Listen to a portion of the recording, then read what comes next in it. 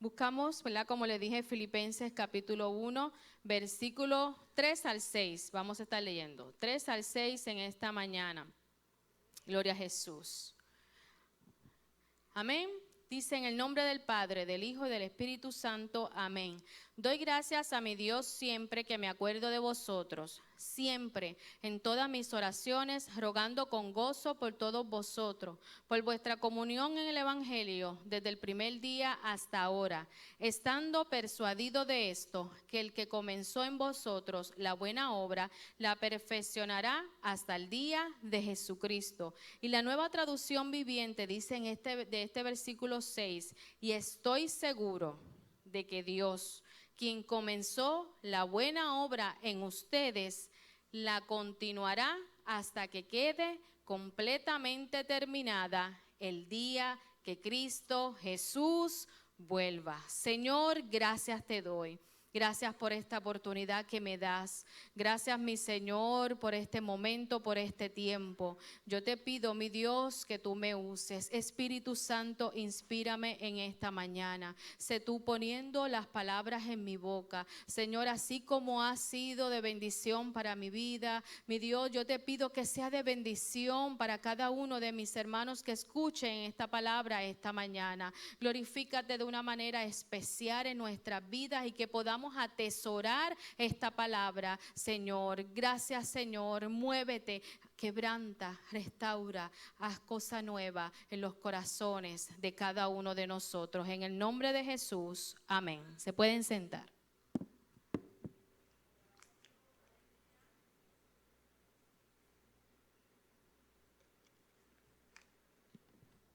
Gloria a Jesús.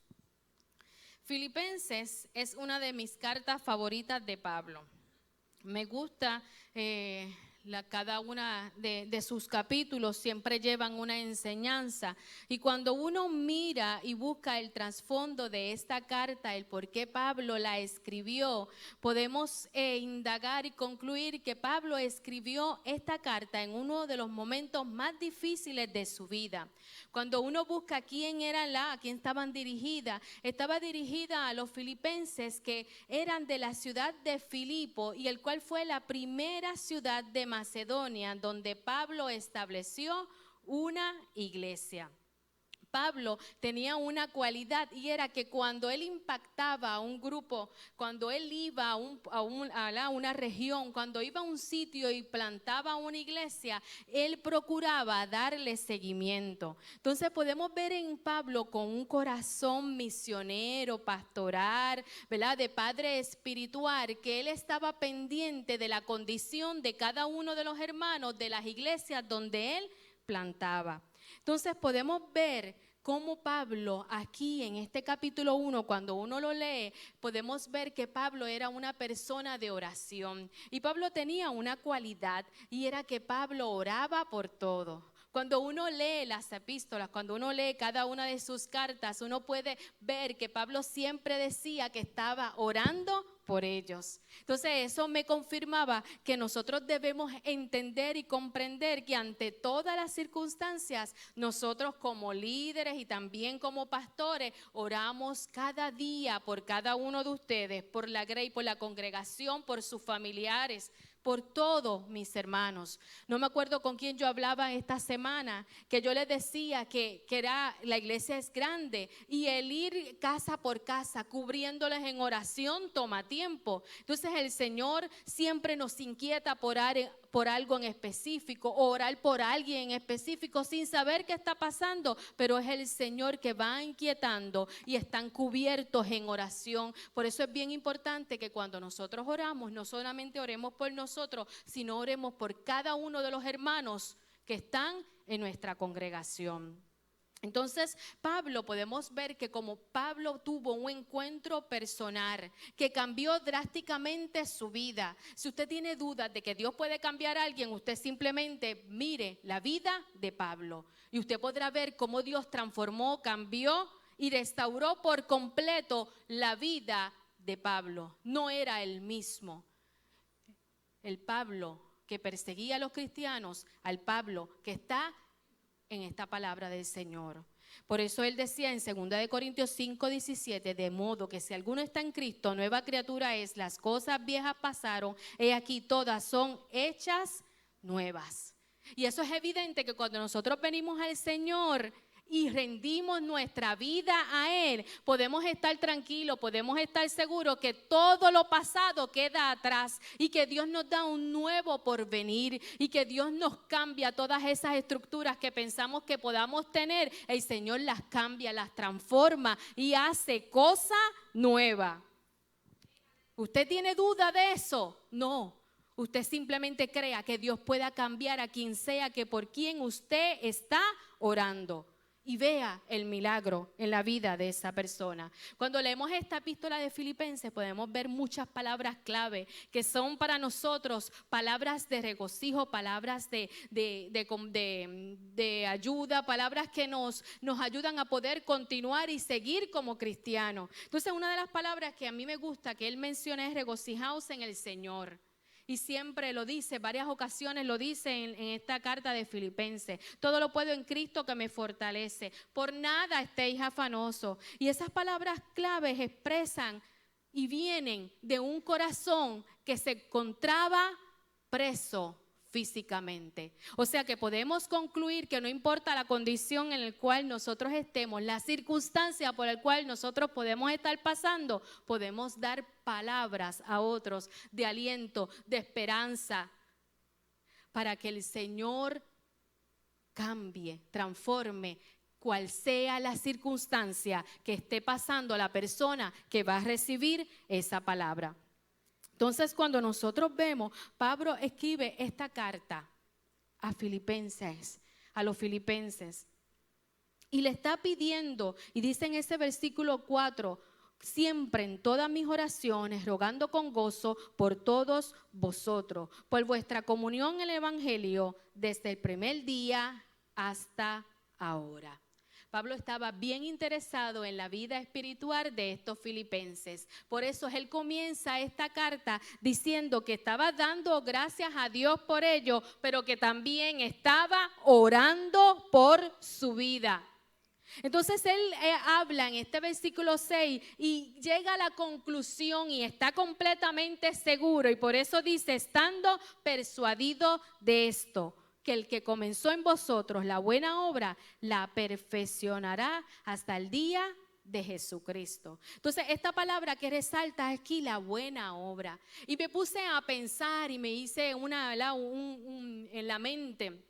Y me puse a pensar qué conllevaba la palabra obra. Entonces cuando uno mira, no sé si usted ha tenido la oportunidad de ir a algún museo que exponga esas grandes obras y majestuosas de arte por artistas. Hace 3 años, en el 2018, tuve la oportunidad de ir a Roma y fue un privilegio. Y Roma, mis hermanos, es un museo en todas sus calles, en toda su arquitectura, en todos sus edificios. Desde que uno llega allí, uno queda sorprendido. Y pudimos ir a una ciudad que es parte... no pertenece a Roma, pero es una ciudad muy famosa, la Ciudad del Vaticano. La Ciudad del Vaticano, mis hermanos, aparte de que es de la Iglesia Católica, es un museo. Y lo que uno encuentra allí son museos de obras de arte, escultura, cosas que valen, no tienen un cálculo, porque son de artistas reconocidos como Rafael, Michelangelo, Da Vinci, Van Gogh, todos esos artistas que en algún momento fueron de renombre y que sus pinturas cuestan mucho dinero. Entonces uno cuando llega allí ve todas esas obras expuestas, desde que entras, esculturas, es algo impresionante. Pero cuando uno busca, te reciben con una cosita que tú te pones y luego te pones en el oído y que te traducen y te dan la historia de esas obras. Todas esas obras de arte pasaron por un proceso. Una obra de arte no se hace de la noche a la mañana. Cuando miramos, podemos definir que el proceso siempre es difícil, pero cuando llega la terminación de esa obra es satisfactoria. Y esos artistas pasaron no tan solo días, años en concluir sus obras. Y pasaron momentos difíciles porque hay algo que está en este museo, y es que sus techos son todas obras de arte. Y para poder pintarlas se tienen que acostar, preparar unos andamios y acostar y pintar de esta manera por horas y horas y horas. Y eso provocaba que esos artistas tuvieran situaciones con sus ojos, con sus manos. Pero al final, la terminación de esa obra les daba la satisfacción que valió la pena. Y yo admiro las cualidades, habilidades, talentos que hay en esta casa. Aquí hay muchos artistas. Yo por lo menos no tengo ninguna habilidad de crear ni nada por el estilo, pero yo admiro a Javier, a Luz Mireli, a Brendy, todas estas personas que pintan. Y cuando nosotros nos celebraron el Día del Pastor, y Javier, perdóname que te voy a usar, nos regalaron el arte minimalista que hace Javier. Y yo estaba fascinada porque los detalles que estaban puestos allí eran algo, ¿verdad?, que sorprendía. Y aquellos que han tenido la oportunidad de ver esta pintura, así que se dice, no sé, pueden ver que conlleva muchos detalles. Pero yo al final le preguntaba a Luz Mireli que cómo él hacía eso. Me perdonas, Javier. Y yo quedaba fascinada porque ella me decía el proceso ahí rapidito. Y lo primero que me dijo es que él escoge la foto. Luego que él escoge la foto en su iPad, él la lleva a un programa y sobre la foto va preparando, va analizando, va mirando, va estructurando qué es lo que él va a pintar, ¿verdad, Javier? Y luego que él está seguro de lo que va a hacer y hace un cálculo y hace y traza todo lo que va a hacer, entonces él comienza a pintar. Y nada más menos que realidad de lo que Dios hace con nosotros. Si hay algo que Dios hace con nosotros es que nos escoge. Siempre nos ha estado buscando, siempre ha tenido un plan con nosotros, siempre ha querido hacer algo con nosotros. Y en el momento en que nos encuentra, en el momento en el que nos escoge, entonces Él nos lleva y empieza a trazar un plan. Y voy a hacer esto con Abdiel. Y mira, Abdiel va a hacer aquello, lo otro. Y empieza a trazar un plan para cada uno de nosotros. Pero el concepto está, el que nosotros debemos esperar, el que Él termine de trazar el plan y comience a hacer la obra que Él quiere comenzar en nosotros.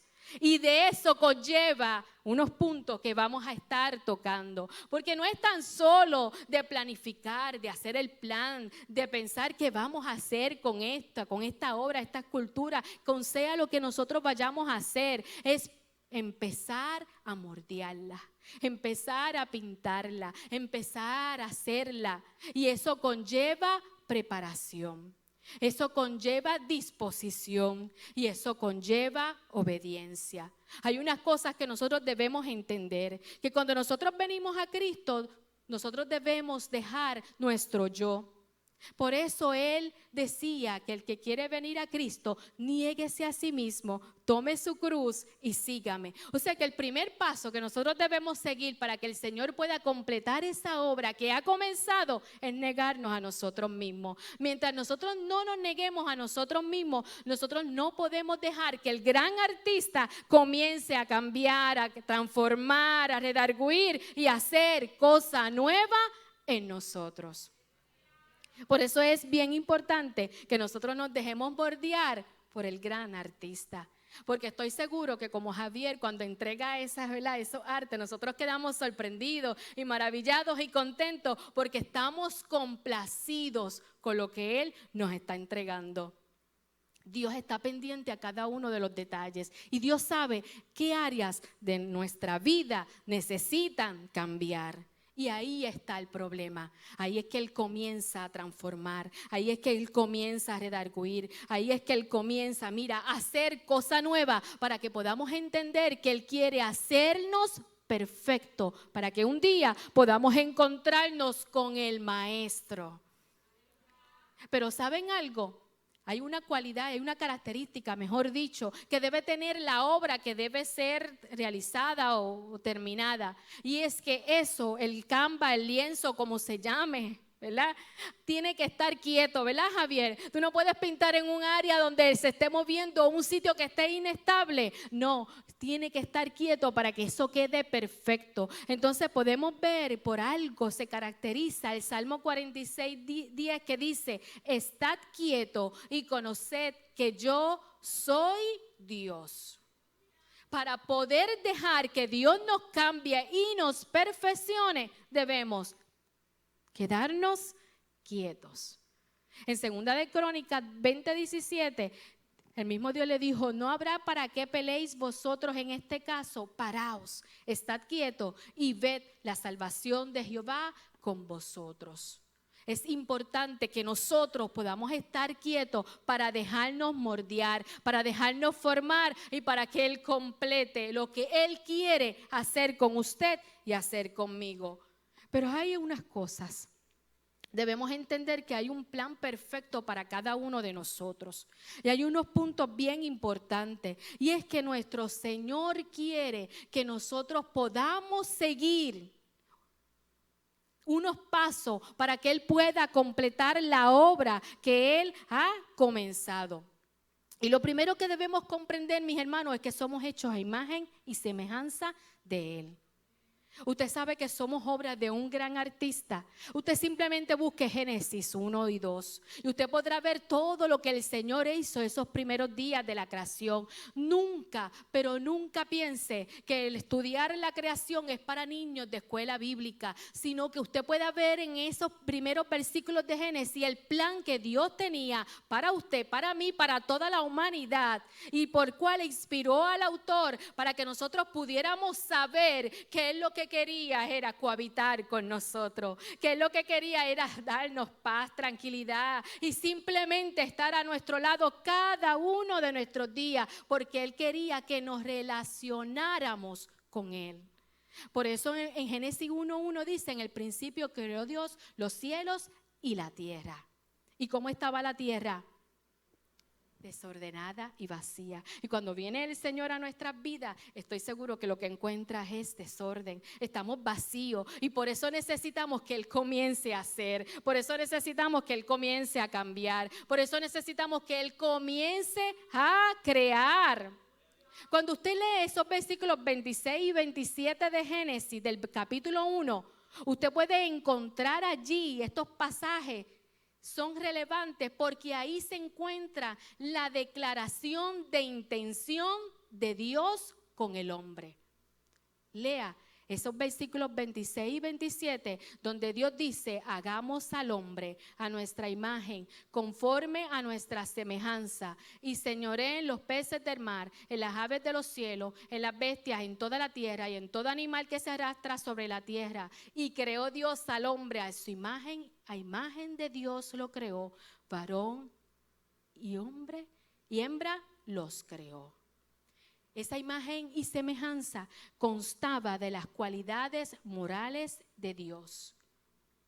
La imagen implica los atributos naturales de Dios. No es que nos parecemos físicamente a Dios, porque Dios es espíritu. Es que Dios quería que nosotros nos pareciéramos a Él y que pudiéramos entender que hay unas cualidades morales que el Señor tiene y unos atributos que Él quiere que nosotros podamos expresarlo de forma finita, porque Él las tiene todas infinitas, pero por eso nos creó a imagen y semejanza.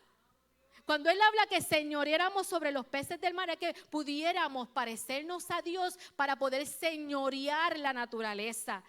Por eso es que Él nos dio potestad sobre la tierra, sobre los animales. Pero hay algo bien importante: Él quería que nos pareciéramos a Él. Y eso es lo que nos hemos olvidado. Cuando conocemos al Señor, rendimos nuestra vida a Él, pero nos olvidamos parecernos a Él. ¿Y usted sabe qué consiste específicamente hacernos a imagen de Dios? Pues ¿saben qué, mis hermanos? La intención de Dios era que pudiéramos tener comunión, obediencia y amor, para que pudiéramos tener relaciones humanas con Dios y con los hombres. Si usted tiene duda en qué consiste la imagen de Dios en nuestras vidas, en el hombre, usted simplemente mire a Cristo. Esa era la intención de Dios, que nosotros pudiéramos parecernos a Él. Y si usted tiene duda, usted mire a Cristo. ¿Y cuáles son esas cualidades que tenía el Señor? ¿Cuáles son esas cualidades que tiene Jesucristo que nosotros debemos imitar? Y por lo tanto nos hacen imagen y semejanza de Dios. Es que nosotros podamos entender que nuestro Dios tiene compasión, tiene amor, tiene misericordia, tiene perdón, mis hermanos, tiene lealtad, tiene comunión con todos los hombres. Pues eso es lo que quiere Dios con cada uno de nosotros, que nosotros podamos parecernos a Él, pero que podamos tener comunión con todos los humanos que nos rodean. Por eso el Señor cambia nuestra manera de ser cuando nos parecemos a Él. Mientras tanto, nosotros no reflejamos a Cristo en nuestras vidas. Y yo tengo que reflejar a Cristo en mi manera de hablar, en mi manera de comportarme, en mi rostro, en mi conducta, en mi manera de relacionarme con mis amistades, con mis vecinos, como ciudadano que soy, en mi manera de relacionarme con mi trabajo, en todas las áreas, en la calle, cuando guío, cuando me expreso. De esa manera reflejamos a Cristo en nuestras vidas. Romanos 8:29 dice, porque los que antes conoció, también los predestinó para que fuesen hechos conforme a la imagen de su Hijo, para que Él sea el primogénito entre muchos hermanos. ¿Y cuáles son esas características? La primera característica es que Jesús tenía comunión perfecta con el Padre. ¿Qué características tenía Jesús? La primera es que tenía comunión perfecta con el Padre mientras estuvo aquí en la tierra. Pero hay algo bien importante y por eso es que nosotros debemos imitar a Jesús para poder tener esa imagen de Dios en nuestras vidas. Es que nuestro Dios se relacionaba con todo el mundo, mis hermanos, hablaba con todo el mundo. Y si usted tiene una actitud de que no habla, no se expresa y no se relaciona con nadie, pues entonces vamos a comenzar a cambiar, porque es necesario que reflejemos a Cristo en nuestras vidas. Esa era la característica que tenía nuestro Señor. Mantenía comunión con el Padre y eso provocaba que Él se pudiera relacionar con todo el mundo con amor, con compasión y con misericordia. La segunda característica es que obedeció perfectamente la voluntad del Padre. Por eso en el huerto de Getsemaní Jesús oró: Padre, si quieres pasa de mí esta copa, pero no se haga mi voluntad sino la tuya. Y algo que debe caracterizarnos para nosotros poder parecernos y tener la imagen de Cristo y que el Señor complete esa obra es que debemos ser obedientes. Obedientes en las cosas que nos manden a hacer. Obedientes en todas las estructuras de nuestro trabajo, en todas las áreas. Obedientes, amado hermano, en la iglesia. Usted sabe que un soldado no puede dejar el campo de batalla para ir a satisfacerse personalmente. Usted lo sabe, que un soldado que está en la guerra, aunque no esté de acuerdo con lo que diga su líder, su comandante, su capitán, no puede irse a comer, ni tampoco a ponerse lindo, ni a bañarse, ni a descansar, ni a dormir la siesta. No, el soldado se tiene que mantener en la batalla, aunque no le guste donde esté, aunque no le guste lo que le mandaron a hacer, aunque no le guste lo que sea, lo que no le guste las instrucciones, tiene que mantenerse en la batalla. Y de eso se llama obediencia. Y cuando nosotros no somos obedientes, retrasamos el plan de Dios y damos pasos atrás. Por eso es bien importante que nosotros podamos entender que para que Dios complete la obra en nuestras vidas debemos ser obedientes, porque la manera que usted es leal, la manera que usted honra, así el Señor le va a honrar y lo va a posicionar y le va a abrir las puertas que sea necesaria. Eso se llama favor y gracia en nuestras vidas, porque nosotros cuando honramos, amados hermanos, somos bendecidos. La tercera característica es que mostró a cabalidad los atributos morales de Dios.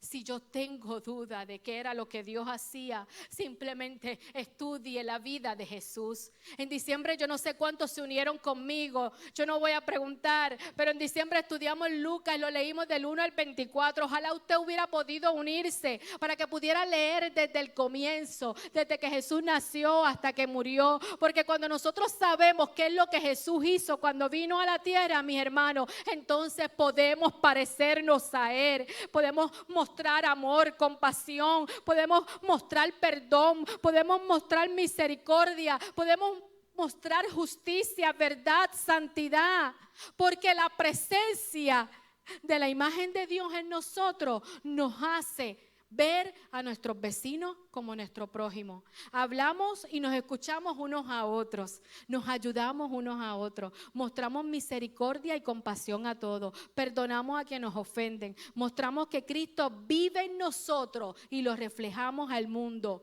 No mentimos, somos leales, mostramos respeto y damos honra.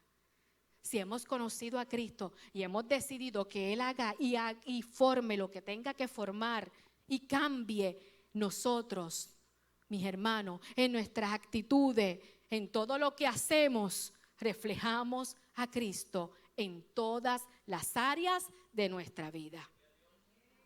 La imagen de Dios no se puede entender por cualidades ni estructuras humanas. Si usted quiere entender la imagen de Dios, relaciónese con Dios. Y ya usted verá todo lo que va a encontrar, todo lo que va a experimentar y todo lo que va a conocer. La creación de Dios tenía propósitos definidos y era que Dios quería que el hombre conociese, amase y obedeciese a Dios y viviese en armonía con todos. Ese es el resumen de parecerse a Dios. Entonces el punto 2, y los puntos ahora van a ser más rápidos, y es que Dios tiene un trato individual con cada uno de nosotros. A veces pensamos que como Dios tiene un trato con uno, también lo tiene con el que está al lado, con mi esposo, con mis hijos, con mi hermana, con mi familiar cercano. Y no podemos entender, mis hermanos, que para que Dios complete la obra que tiene para cada uno de nosotros es individual. El trato que Dios tiene conmigo no es el mismo que tiene con Josué, que es mi esposo. Y aunque el Señor nos ha unido como una sola carne, hay un trato bien especial conmigo, porque Dios me está formando a mí, porque Dios me está restaurando a mí, porque Dios me está cambiando a mí. Igual con Él, porque Dios tiene un trato individual con cada uno de nosotros. Y a veces no entendemos ese punto y le reclamamos a Dios por lo que no ha hecho en mi esposo, en mi hijo, en mi hermano, en lo que sea, en mi familiar. Y tenemos que entender que yo camino. Y el que está a mi lado, Dios va a tratar con él. Que yo me mantengo firme y el que está a mi lado, si no camina igual o no se mantiene firme igual, yo sigo caminando. Pero no puedo descuidar esa relación con Dios porque mi trato con Él es individual. No podemos condicionar a Dios para que haga y le digamos, Señor, como tú no has tratado con mi familiar, pues entonces mira, me deja quietecita. A Abraham le pasó a eso. Hay algo bien importante, es que Dios le dijo a Abraham y le dio unas instrucciones. Pero Jehová había dicho a Abraham, vete de tu tierra y de tu parentela y de la casa de tu padre a la tierra que te mostraré. 3 cosas tenía que dejar Abraham: tierra, parentela y la casa de su padre. 2 cosas que no dejó Abraham. Abraham salió de su tierra, pero se llevó a su papá Taré y también se llevó a su sobrino Lot. Por lo tanto, cuando Dios te dice parentela, es que también dejes tus familiares. Pero eso quiere decir que el trato que Dios tenía era con Abraham. Las promesas, el pacto que Dios quería hacer era con Abraham. Y Abraham no quería entenderlo. Y en muchas ocasiones retrasamos el plan de Dios porque insistimos en incluir a los que están a nuestro alrededor. Busca lo tuyo y el Señor va a tratar con tu familia. Busca lo tuyo, relaciónate con Dios y el Señor va a hacer lo que tenga que hacer en tu casa. Pero no puedes limitarte porque el Señor quiere completar una obra en cada uno de nosotros y nos estancamos pensando que el Señor todavía no ha tratado con quien sea por el quien estemos orando. Cuando Abraham salió con su padre, que no conocía a Dios, porque Abraham era de un lugar que eran paganos, no adoraban a Dios, adoraban a la luna. Y Abraham se encontró con una serie de problemas con Lot. Y aquellas posesiones de ambos empezaron a crecer y no se llevaban unos con otros sus siervos. Entonces tuvo que Abraham tomar una decisión y le dijo a Lot: mira lo que tienes tus ojos y escoge lo que tú quieras. Pero hay algo que nosotros debemos entender, es que Dios sabe y conoce las intenciones de nuestro corazón. Y eso era el problema que tenía Lot. Andaba con Abraham, pero no conocía a Dios. Andaba con Abraham, pero no era parte del plan que Dios tenía con Abraham.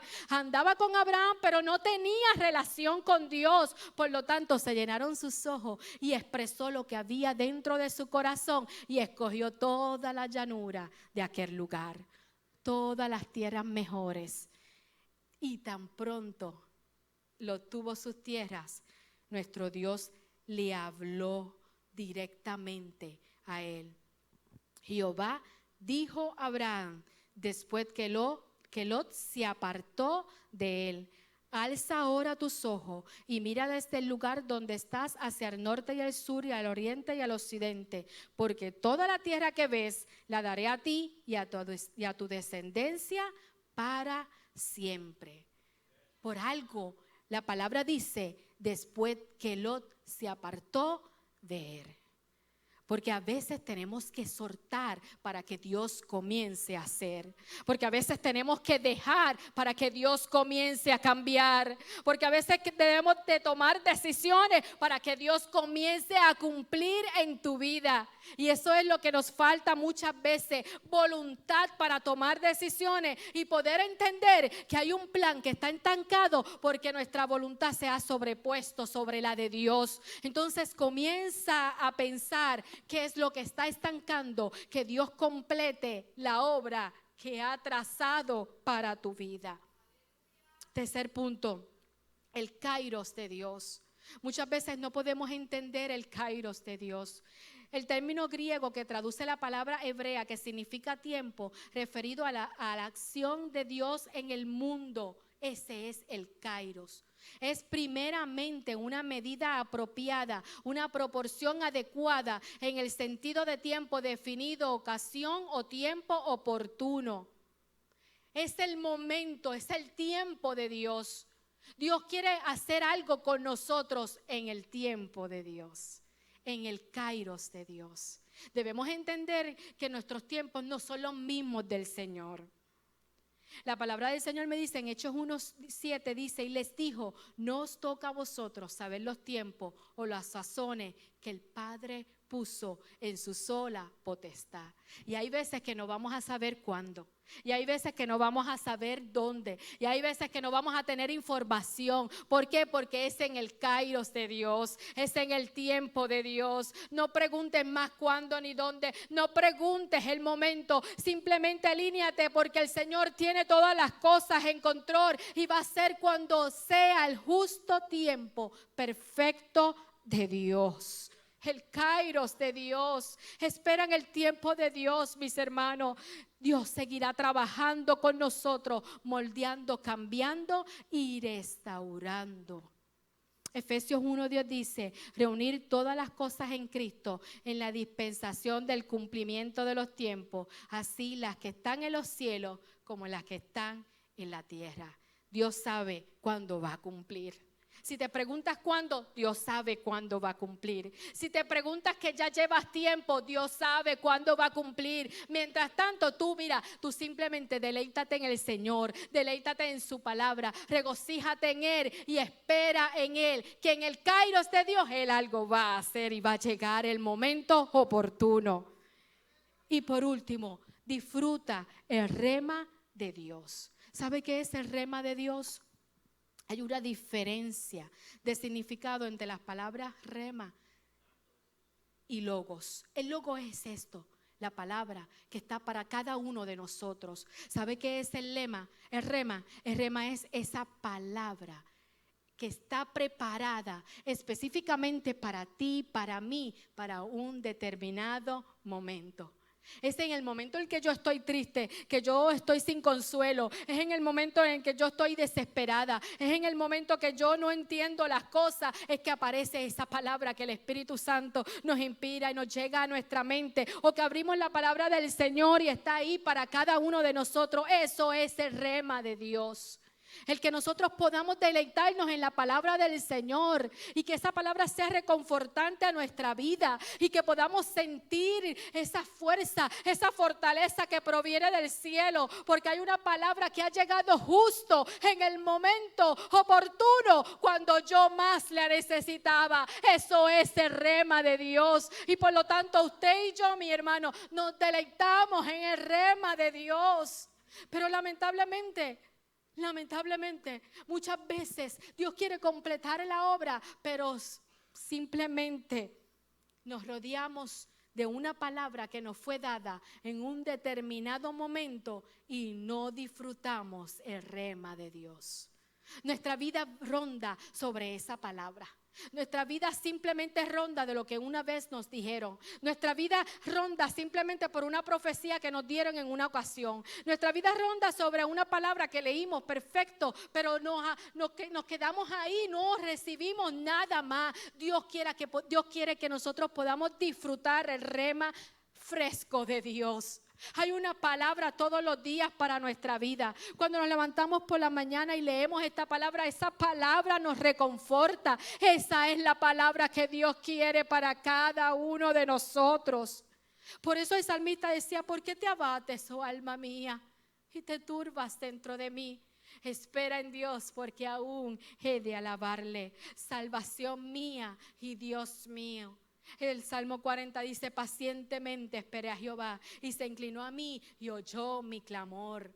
Deleítate en el rema de Dios y no en la palabra que se te dio hace 30, 20, 15, 10, 5, un año atrás. No, deleítate en esa palabra que hoy el Señor tiene para cada uno de nosotros, para que podamos entender que Dios quiere completar la obra que una vez comenzó en nuestras vidas. Dios quiere completarnos, amado. Dios quiere hacernos mejor. Dios quiere cambiar. Dios quiere reestructurar nuestras vidas. Está en que nosotros tengamos la disposición de dejar que Él complete la obra. Y termino con esta anécdota. Había una vez un pintor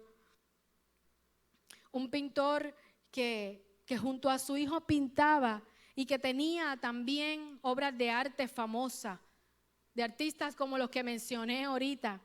Y él y su hijo se deleitaban haciendo obras de arte, pintando constantemente.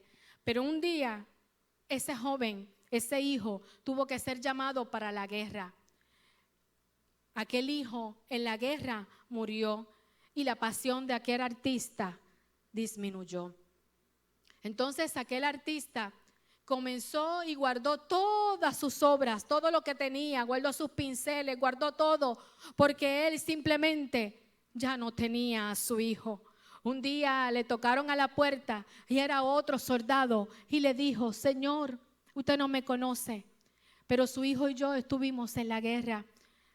Y su hijo, mientras estaba en la guerra, en un momento dado, el día que él murió porque me estaba salvando a mí. Él se puso en el medio y recibió aquella bala y mi vida fue liberada de la muerte, pero él dio su vida por mí. Yo no sabía cómo agradecer lo que hizo su hijo por mí, pero he pintado este dibujo, esta pintura de su hijo. Yo no tengo las habilidades de un gran artista. Yo no tengo las habilidades de alguien que tenga esa habilidad, ese talento de dibujar. Pero yo, como pude, he dibujado a su hijo porque así lo recuerdo.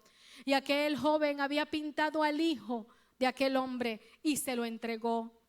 Cuando aquella pintura llegó a las manos de su hijo, lloró y lloró porque realmente era el retrato de su hijo. Luego de pasar un tiempo, aquel hombre murió y todas aquellas pinturas, como le dije, se dedicaba a las obras de arte. Y todas aquellas pinturas que él tenía fueron subastadas. Pero aquellas pinturas, ninguna fue develada, solamente la pintura de su hijo. Y mientras estaban allí todas aquellas personas interesadas en aquellas grandes obras de arte, la única pintura que estaba allí develada era la pintura de aquel hijo que no tenía una pintura como las otras. Aquel hombre le dijo a todos los que estaban allí, la primera pintura que se tiene que vender es esta, la del hijo del pintor. Y todo el mundo decía, nadie quiere una pintura como esa, no tiene detalles, no tiene una habilidad de ser pintor el que lo hizo. Pero aquella pintura tenía que venderse primero que todas las demás. Salió el jardinero que conocía al pintor y al hijo del pintor y solo tenía $10 en su bolsillo y le dijo, yo compro la pintura, es lo único que tengo. Yo la compro, yo conozco al hijo, yo compro al hijo. Cuando recogió aquella pintura, la persona que iba dirigiendo aquella subasta le dijo a todos, hasta aquí ha llegado la subasta. El que tiene al hijo tiene todas las pinturas. El que tiene al hijo tiene todo lo que tenía este pintor. El que tiene al hijo tiene todo. Aquella gente no entendía lo que aquel hombre le estaba diciendo. Pero aquel jardinero de una sola pintura que solo contaba $10 tuvo todas aquellas grandes obras de arte. Yo quisiera poderles decir en esta mañana, mis hermanos, que para que nosotros podamos parecernos a Dios y que Él complete la obra que ha comenzado en nosotros, debemos tener al Hijo. Si no tenemos al Hijo, no tenemos nada. Si no tenemos al Hijo en nuestros corazones y no nos parecemos a Él, no tenemos nada. Por lo tanto, comencemos a analizar nuestras vidas y comencemos a entender que necesitamos que el Señor termine la obra que ha comenzado. Póngase de pie, mis hermanos. Gracias te damos, Señor. Oh, mi Señor, te alabamos, te exaltamos, te glorificamos. Gracias por esta oportunidad. Señor, yo te pido, mi Dios, por cada uno de nuestros hermanos. Gracias, Señor, porque he podido hablar la palabra que has puesto en mi boca. Yo te pido, Señor, que tú te glorifiques de una manera especial en nuestras vidas.